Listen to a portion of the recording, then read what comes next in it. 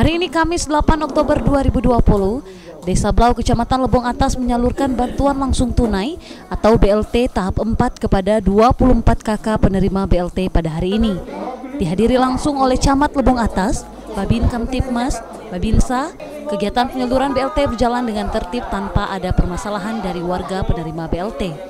Diharapkan sesegera mungkin desa lain di Kecamatan Lebong Atas menyusul penyaluran BLT untuk para warga yang sangat terdampak oleh pandemi COVID-19 ini. Kalau untuk pembagian BLT ini, alhamdulillah untuk di Kecamatan Lebong Atas ini desa yang pertama menyalurkan BLT dari dana desa ini yang berjumlah 24 penerima.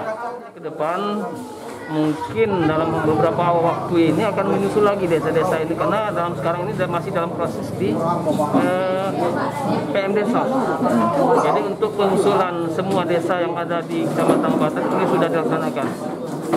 Ini informasi terakhir dari desa yang kami terima, itu sudah 3 desa sudah di meja Pak Sekda. Ya.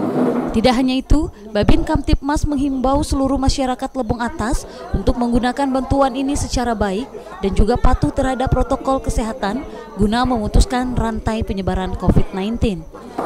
Kami berharap juga untuk masyarakat kita yang ada di sini, dalam kesempatan ini juga tolong pergunakan dana dari pemerintah ini dengan sebaik-baiknya dan terutamanya himbauan untuk tetap melakukan protokol kesehatan.